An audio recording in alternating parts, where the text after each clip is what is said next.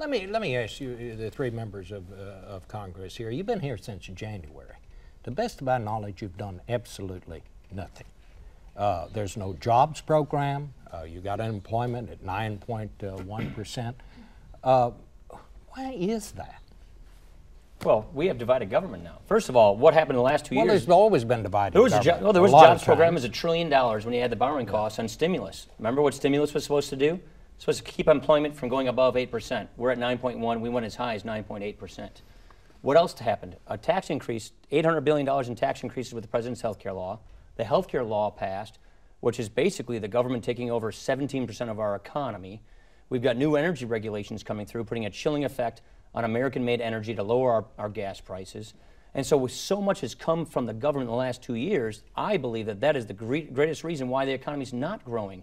What have we done since January? In the House of Representatives, where the two of us work, we've passed a budget to reform this tax system, make people take away tax shelters from higher income individuals in exchange for lower tax rates for businesses to create jobs. Congressman, not to be argumentative, but you passed something that you knew there wasn't one chance that the Senate was going to pass. Well, it would be nice if the Senate tried to pass a budget. It's been 775 days since the Senate even bothered trying to pass a budget. Wouldn't it be good to try to find some way to compromise on these things? That's why we kind of get decided the people at the same table and say, here's something we want to do, here's something you want to do, instead of passing these things that people know will never get agreed to by the other I'll give house. you another great example. Our office came up with H.R. 1663, which is the Small Business Encouragement Act. And what it says is in the previous fiscal year, if you're a small business that has revenues of $20 million or less, you have 100 employees or less, we're talking about extending the Work Opportunity Tax Credit for 2012 and 2013, which says we'll give you $6,000 if you hire a person off the unemployment rolls. And if you're in a county that has a double-digit unemployment rate, you get an additional $6,000. Now, those are the type of things we're looking to do to help small businesses to get out there, encourage them, and incentivize them to hire people. It's sitting in the Ways and Means Committee, and hopefully they'll get it passed, and we'll get it on the House floor, and then we'll get over to the Senate. And hopefully that they'll pass that and they'll get on the President's table before we recess. Well, Bob, I think what you're describing is a system of the careerism that has invaded and perhaps been here a long time. The goal is the next election, not the next generation right now in Washington. Absolutely. We're more interested in political careers than we are fixing the very real and urgent problems in front of our country. The Senate has, this is the lowest level of votes the Senate has had in my 7 years and the lowest level of votes in 25 years.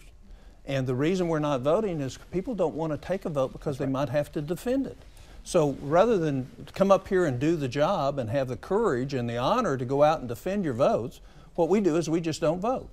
How do you change that, though? How do you change that, Senator? And the approval rating for Congress you change it with leadership. You change it with your own actions. But leadership we put continues ideas on to the table. change. We've passed ideas in the House. We've said, here's how we think we balance the budget. Here's how we save Medicare. Here's how we create jobs. We're putting these bills out there. We're passing these bills because we think you need to do is lead with your ideas, defend your ideas, and what we're having is basically the crickets are chirping.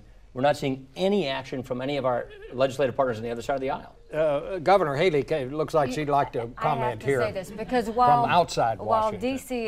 is totally in chaos and is just not doing anything, the states can't wait. We have to lead. And so what I would beg of both the Congress and the Senate, which I think everybody should agree on, is give us flexibility.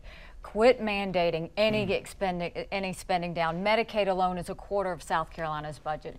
Give us the ability to decide what the health care needs are of our citizens. When it comes to any education mandates, let us decide how to educate our kids.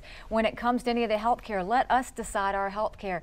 And block granting and Medicaid is huge for us. If they would just do that, and I know that the Congressman has done that as well, and they've been helpful, these are things that can really make a difference. So, you know, I have said D.C. is just dysfunctional right now, but all I would beg is that those things can be done right away.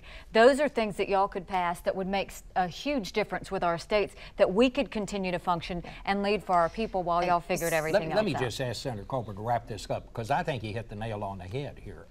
Is there any way to change this, Senator? Will we see a change in our lifetime? Yeah, I think the American people need to change it, though. I'm convinced that Washington its main focus is short-term political expediency. And the reason our country's at risk is because we think short term and about the next election rather than thinking about the future of our country. You know, the reason I'll stand up as a conservative Republican, one of the biggest deficit hawks in Congress, and say, I'll negotiate on taxes, because our country's in trouble.